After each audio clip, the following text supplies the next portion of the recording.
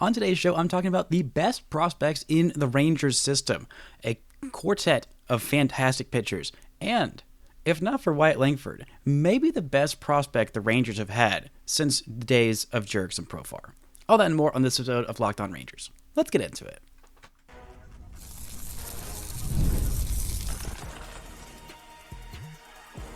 You are Locked On Rangers, your daily Texas Rangers podcast. Part of the Locked On Podcast Network, your team every day.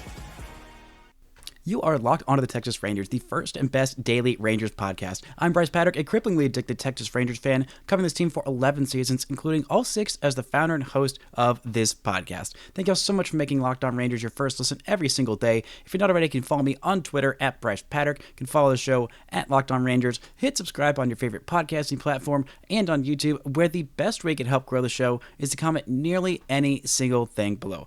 Now, before we get into prospects number 1 through 6 in this Rangers system, this episode is brought to you by FanDuel. From big upsets to game-winning drives, the NFL playoffs are better with FanDuel. New customers can bet $5 and get $200 in bonus bets guaranteed, win or lose. Visit FanDuel.com to get started. Now we have made it through the Rangers system. We are here on the final edition of my top 30 preseason 2025 Texas Rangers prospect rankings. Left off at number 7 prospect in this system, so let's pick up where we left off. The number 6 prospect in this Texas Rangers system is catcher Malcolm Moore. The Rangers drafted him in the first round last year out of Stanford, a draft-eligible sophomore. He is heading into his age 21 season, only 25 games of professional baseball for the youngster drafted out of Stanford. But so far, it was a solid debut. Nothing too spectacular, but after 54 games of a collegiate season where he hit 16 home runs at Stanford, 15 the year before, this was, not the most dominant display of his first year pro ball, but hey, not everybody can have a Yolfran Castillo-like introduction to professional baseball. Malcolm Moore is was born in Sacramento, California, so very much a North California native. Went to Stanford, like I said, graduated from high school in Sacramento, but this is a guy who you don't see very many catchers in this Rangers system. The Rangers have not developed a whole lot of catching prospects, and this is not a guy who is glove over hit tool. This is a bat first catcher, and a catcher with some pop. Now, like all catchers, there are concerns about will he stick at catcher, and he's not projected to be, a Pudge Rodriguez back there, which, if he was Pudge Rodriguez, he would have already been in the big leagues for a couple of years because Pudge made his debut when he was 19. But Moore is projected to be a solid defensive catcher. His receiving skills aren't great. The arm's good enough back there. The ability to block balls, call games. The makeup is off the charts. The Rangers talk so much about how much they love the makeup of this kid, which for a catcher is important. It's important for all players to have decent makeup. Otherwise, they're going to burn out and not be that good, not be beloved in the clubhouse. But for catcher, it seems to be an especially important tool, as is the power. This guy has got legit pop. 31 home runs in his collegiate career, 118 games there. This year, the batting average dipped quite a bit. A lot of that was due to, I think, batted ball luck, making better swing decisions, though, making better contact choices. On base, over 400 in this season of collegiate ball. More walks than home runs, or more walks than strikeouts. Also more walks than home runs. 44 walks to 35 strikeouts. His first year of collegiate ball, 21 walks to 50 strikeouts, so 9 more walks than strikeouts this season. That is something that you absolutely love to see. Those good swing decisions will lead to good things for him. He's a catcher who could potentially hit 20 home runs in the big leagues, and that's not something that's happened for the Rangers in, a long time. The fact that Heim hasn't done it yet is honestly a little surprising. I guess if you count their DH/catcher in 2023, Mitch Garver, as a catcher, he did hit 20 home runs that year, I believe, if my math is mathing correctly. But as your primary catcher, a guy who's hitting you 20 home runs, even if he's also not getting, that much contact, we've seen guys who have profiled as really, really good catchers that if you just do one thing and you also catch offensively, if you have one skill that's really good, whether it's your on base, whether it's your power, whether, I guess basically those two things, or if you have really, really elite contact rates, which is not something that happens for a lot of catchers. If you can do one offensive skill well and be a decent defensive catcher, then you're a very valuable player. Catchers are such unicorns, and catchers who hit well are even more rare amongst the unicorn community. But this is a guy who's got that kind of potential. He's still very, very far away from it. Still heading into his age 21 season, his first year of pro ball. I'd imagine he starts back at, high A. I think that's the Hub City Spartan Burgers now, because Hickory, I believe, is going back to the Carolina League to be the low A affiliate, because as soon as you figure out which one is high A and which one is low A, they just switch some things up. But more solid draft pick for 30th overall, probably the best or second best catcher in that draft class. Looking forward to seeing how he looks in his first full season of pro ball. Number 5 prospect in this Rangers system. We're getting to the pitchers. We've got 4 of them to talk about today. Emiliano Teodo is a 23-year-old right-hander out of the Dominican, a guy who throws real hard. He throws real hard, sits in the upper 90s with that fastball that before the season was not thought of as a plus pitch. I know he topped it out at 103 miles an hour, and you may be thinking, how do you throw a 103 mile an hour fastball that's not plus? Well, the shape of it was bad. It was just not good. Not like Kumar Rocker's, which is thought of as, average to, a little below average in terms of the shape, the spin, and all that good stuff, everything outside of the velocity. But think there was a prospect, Connor Sadzik, who was with the Rangers for a while, made to the big leagues, and didn't have all that much success, and he threw 100, 102, 104, I believe is what he might have topped out at. I know he at least confirmed hit 103, but it was straight as an arrow. And if your fastball, I don't care if you're throwing it 115 miles an hour, if it's straight as an arrow, it's not moving, then big league hitters are that good that they are going to time it up. So last year, he switched it to a sinker and still has that velocity, but also has some movement on it. So not only is he throwing it still in the upper 90s, regularly touching 100, even as a starter going 5 or 6 innings, it's also got that movement now that makes it a better pitch. But even before he made this switch to the sinker, and I think this is still the case, his best pitch is his slurve. Not a slider, not a curve, but a slurve. Sometimes he makes it more slidery as he needs to. Sometimes he makes it more curvy, more up and down movement, more vertical movement, and less horizontal. And he can mess with the velocity of it as well. But that thing is legit nasty. It is probably the second best pitch in this Rangers system, behind only Kumar Rocker's rock ball. We're talking about prospects with still prospect eligibility. Jacob deGrom's pitches do not count in this assessment. But, I mean, he's got 2 legit double plus pitches now. The problem with him is that there's some questions about the changeup and how much it can be effective, how much he trusts it to be an effective third pitch. If you're going to be a starting pitcher, you need a third pitch. And right now, he's still a starter. I mean, there's a lot of questions. I've talked about it a whole bunch. I think most of the time that I bring up Emiliano Teodo on the show, talking about, well, maybe he could, move into the bullpen and become a nasty back-end reliever for the Rangers right away, which I think he could. But the Rangers, if you can stick as a starting pitcher, as a pitching prospect, if you can stick as a starter, you're going to. You're going to get every chance to do so. Last year, the walk rate was a career high, 5.2 walks per 9. And in the minors, he's averaged 5 walks per 9. It was, something that even as a reliever, you're going to have to throw more strikes than that.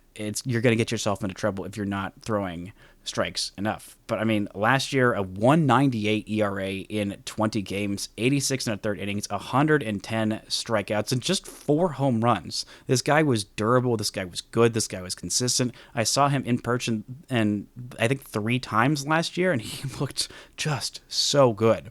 I was really ready to write him off. I've been high on this kid for a couple years now. He's been in the last, I think, 3 or 4 editions of my top 30 Rangers prospects. Even when he was just in Down East, he was just a guy who threw real hard and really didn't find the strike zone at all, and had a 3-ish ERA. Even after last year in Hickory, when he had a 4.5 ERA, when he went to the fall league, I mean, he really turned heads there. 11 innings of shutout baseball where he allowed 3 hits, just 3 walks, and 19 strikeouts in the 2023 Arizona Fall League, where he was relieving. He was not starting, but he was the talk of the Arizona Fall League.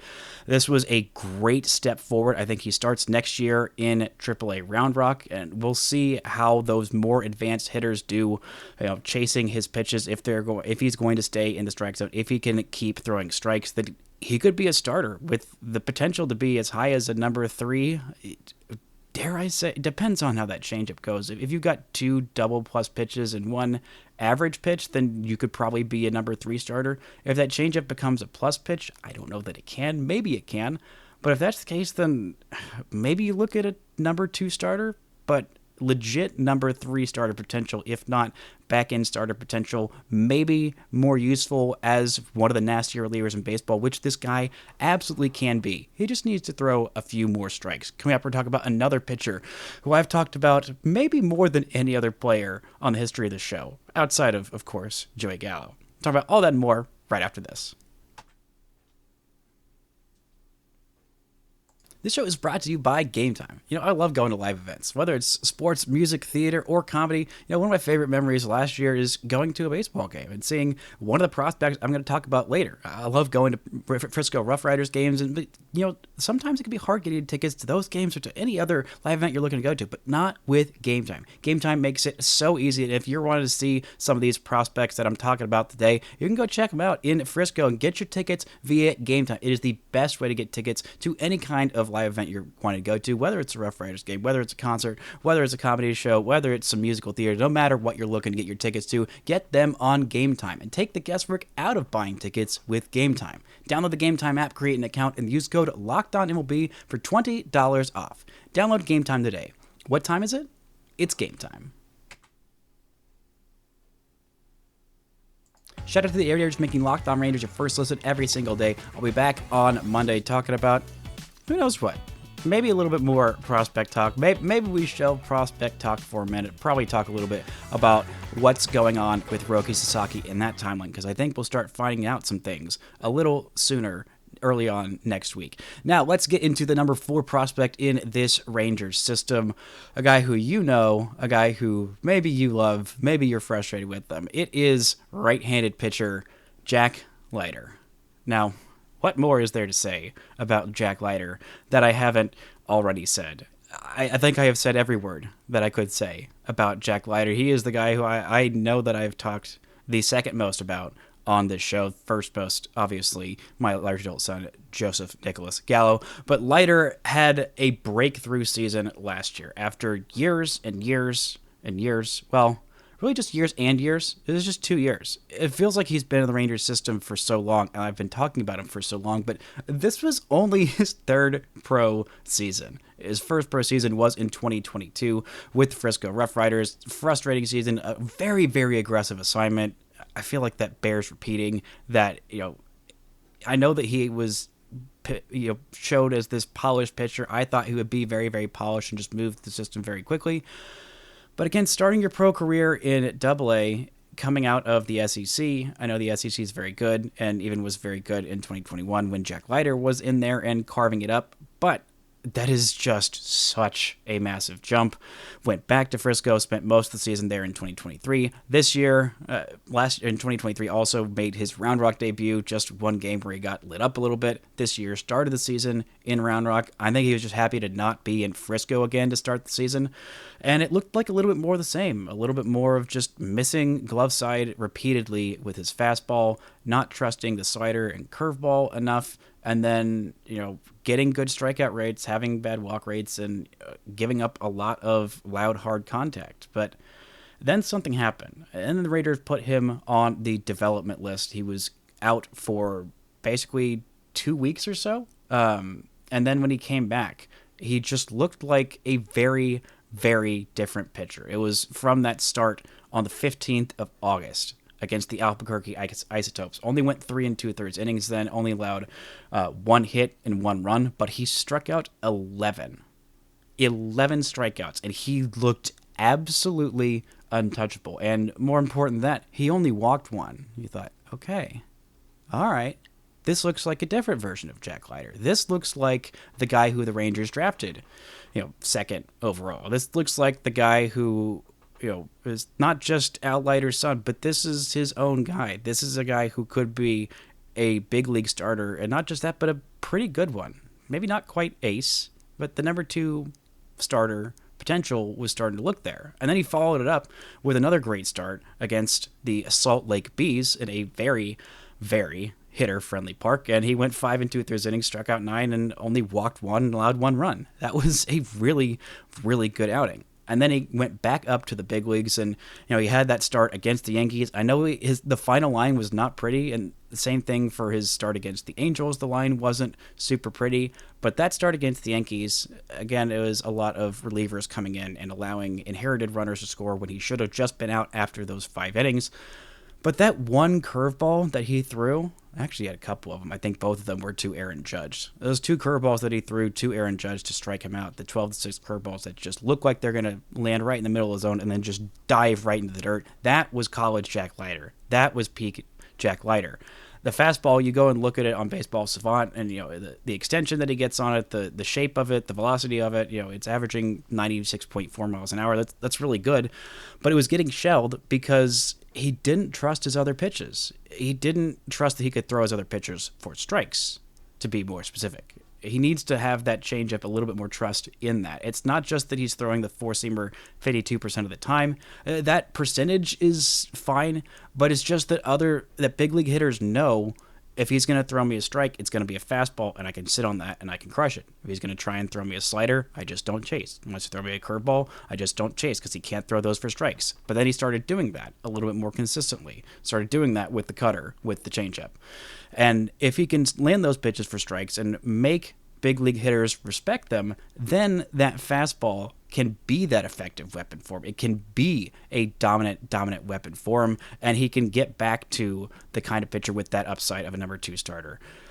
It's still a long way to go for Jack. Maybe he ends up as an incredibly nasty back-end reliever, but he made that jump forward this year of really, really raising his floor to, at worst, I think he's going to be a just disgustingly nasty back-end reliever. And after 2 years in Frisco, we weren't quite sure if that was going to be the case. Now let's get into the number 3 prospect in this Rangers system, a guy who won the Rangers Roland Ryan Minor League Pitcher of the Year. Rangers number 3 prospect, Alejandro Rosario. I feel like all of these next 3 are pretty chalk with what everybody else is going to put, but Alejandro Rosario really earned his status as the Rangers Minor League Pitcher of the Year, splitting time between Hickory and Down East. He is 23 years old, actually just turned 23 this week. Happy belated birthday to the Miami native. Splitting time this past year, his first year of pro ball, age 22, between Down East and Hickory, a 2.24 ERA, 88 1/3 innings, 129 strikeouts to just 13 walks.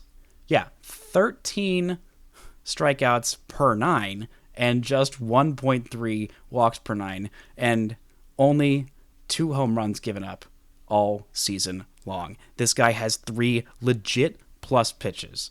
Fastball sits 94, 98, touches triple digits, and has exceptional life. All the good fastball properties that you want. He has great deception in his delivery. The Rangers help fix, which is why he went from having, a 7 ERA in college to a 2.24 ERA as a pro. The Rangers saw the potential there. He's also got a splitter and a slider, a 3-pitch pitcher.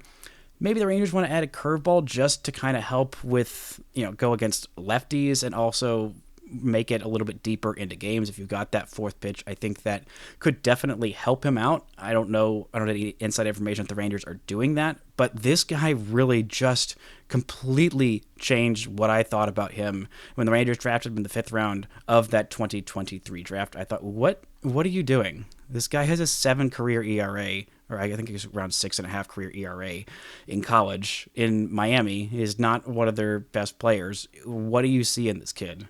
The Rangers saw something very, very special in this kid. He's got 3 very good pitches, and he throws strikes, and he gets swings and misses in the strike zone. He does not walk guys. He attacks hitters.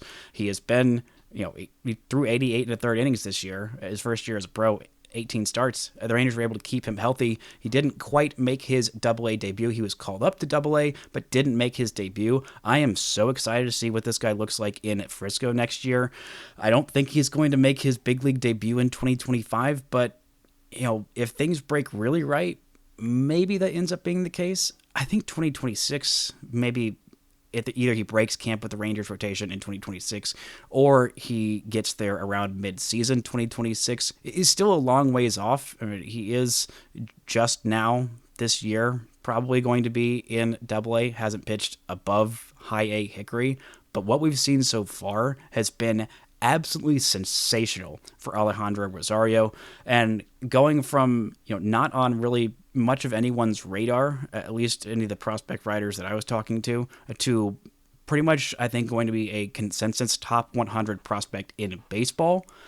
Doing that with your pitching development, it's not Rocker, it's not Leiter, it's this guy who is the Rangers' second best pitching prospect, not to mention all those other guys like Emiliano Teodo and the ones who I talked about on yesterday's show.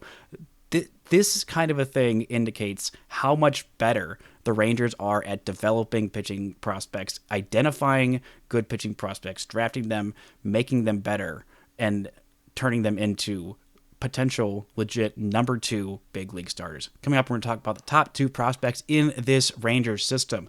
Something that the Rangers haven't had in maybe my entire lifetime, and maybe the best baseball player to ever come out of his home country. Talk about all that and more right after this.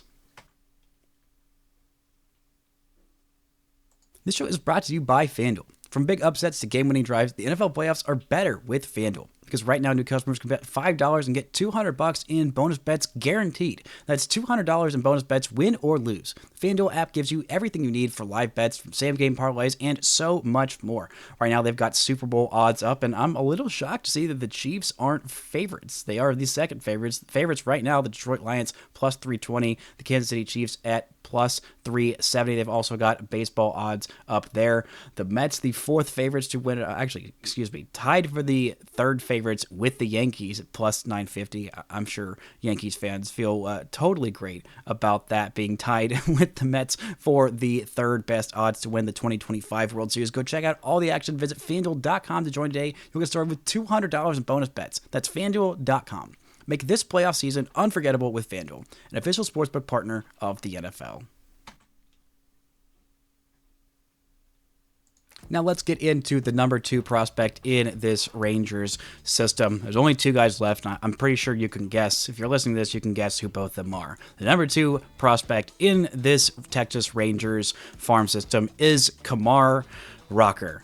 What a year for Kumar Rocker. In a year where the Rangers had so many bright spots on their pitching development, whether it was the breakout of Cole Drake, whether it was Mitch Bratt taking those steps forward, whether it was Winston Santos looking a lot better with that slider, whether it was Alejandro Rosario looking incredible, whether it was Jack Leiter making big breakthroughs or Emiliano Teodo. I mean, all these different guys in my top 30. Kumar Rocker was the story, though, of the minor leagues in the Rangers system this year. I know he's my number 2 prospect, but he was the story. He's that guy. He's that dude. He is everything you want in a pitching prospect. Well, you would want a few more things of like durability, but again, he's a pitcher who throws the baseball real hard. And so there are injury concerns. A few more than your average pitcher, but still there are injury concerns with everyone. But I don't want to talk about injury concerns with Kumar Rocker. That's not as fun as talking about what he could be. And what he could be was considered a dirty word among Rangers pitching prospects, something you dare not call a Rangers pitching prospect because there was no hope that they could develop this. An ace. A frontline number 1 starting pitcher you want game 1 of a playoff series that's going to make the opposing lineup look like crap. That's what Kumar Rocker is. He is a guy who could win a Cy Young one day. Will he? I don't know. You don't know. He doesn't know. Nobody knows. But that's the kind of potential this guy has. What do you want in a pitching prospect? You want a guy who throws strikes, who doesn't beat himself with walks. Rocker does that. You'd ideally like a guy who throws the baseball real hard, gets a lot of swings and misses. does that. You'd ideally want a guy with at least one pitch that just completely befuddles hitters, that defies laws of physics, that defies reasonable expectations of what is possible for a baseball to do when it's thrown by a pitcher. Rocker does that with his rock ball or slider or curveball or whatever you deem to call it. It is one of the nastiest pitches, not just in the Texas Rangers system, but in the entirety of the planet of people who throw baseballs. It's one of the nastiest pitches that is out there. And he is on the Rangers. And he is a guy who projects for durability eventually. This year, in terms of what to expect from him, I'm thinking somewhere in the 100 to 125 innings range. The only reason that he wouldn't make the Rangers opening day rotation, I would say, is just to keep some of that wear and tear off the arm. He pitched about 36 and 2/3 innings in the minor leagues this year, and then at the major league level, 11 and 2/3 innings. So that's like just shy of 50 innings. Jumping that up by more than double is gonna be tough in terms of the workload. But before that, I mean, he threw 99 and 2/3 innings his first year as a 19-year-old at Vanderbilt. Then his last year in college threw 122 innings. That was back in 2021, and he hasn't really done that since. I mean, he pitched in, all of 6 games for Hickory in 2023 before he had modified Tommy John surgery, came back and just looked unhittable. I mean, he was just too good for AA, basically from the second that he got there. And then he was too good for AAA, also from the second he got there. And had the Rangers been in contention, he would have been up probably 2 weeks before he actually made his big league debut. If the Rangers were in contention and they wanted their best pitchers doing their best things, trying to help them win ball games, Rocker would have been that. Maybe even 3 weeks before. I don't know. This guy was just so darn good. A .46 ERA in around 20 innings in AA? Insane. Insane.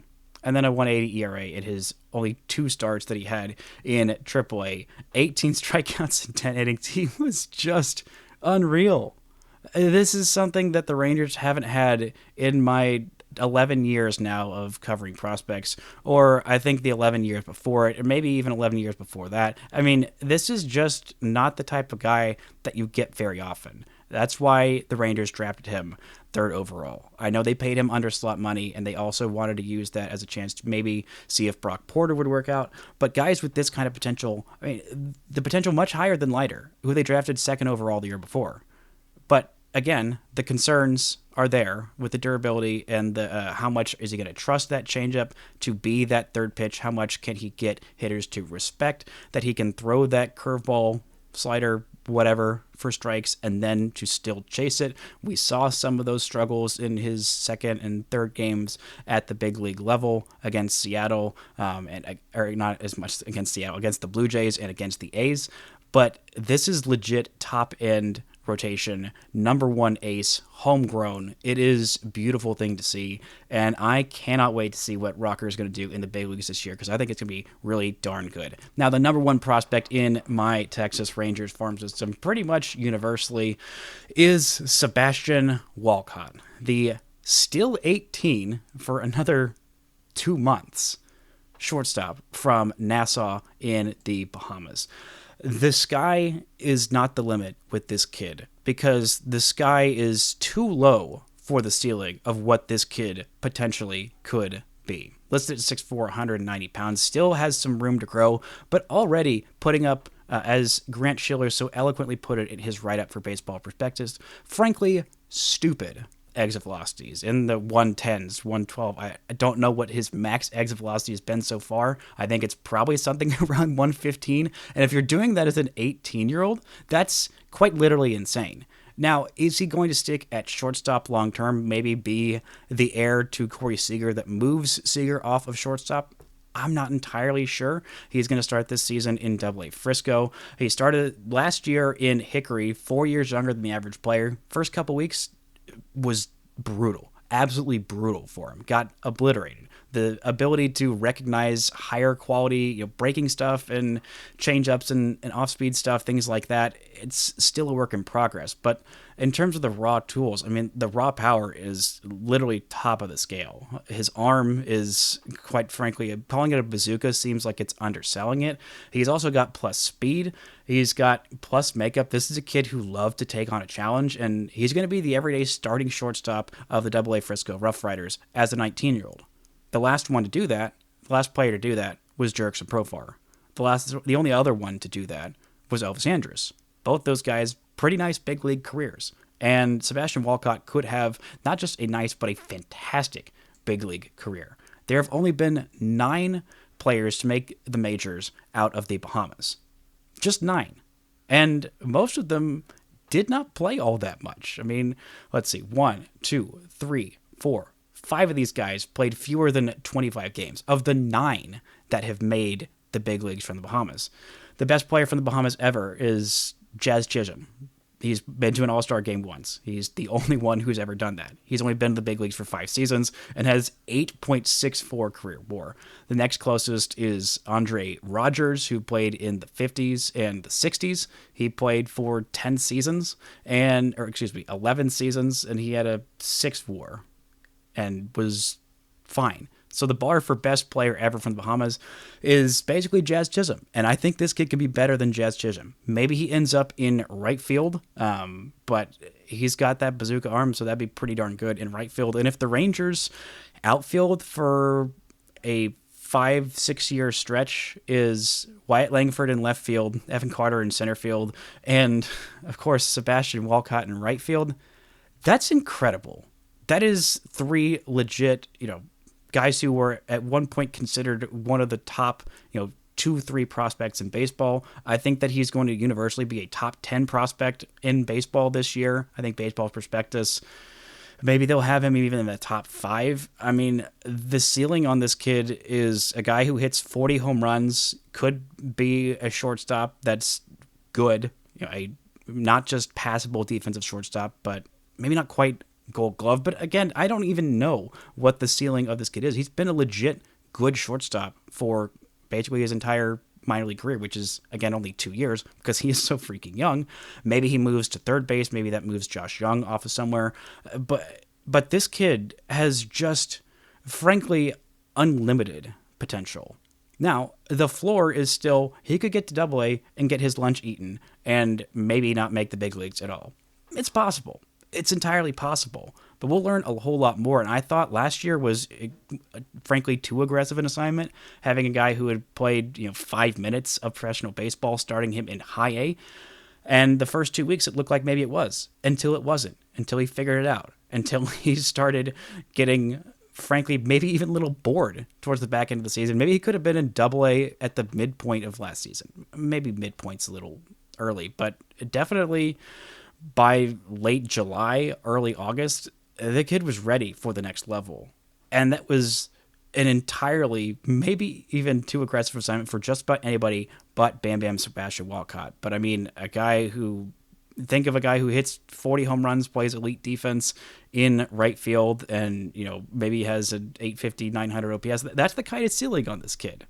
And maybe it's even higher. Who knows? The floor is incredibly low. The range of outcomes for this kid is wild. But I am betting on the talent. The Rangers are betting on the talent. And I cannot wait to see what this kid does in Frisco next year. Because I'm going to be watching a whole lot of Frisco Rough Riders games. Because I'm so excited about Sebastian Walcott. Potentially the greatest Bahamian baseball player ever.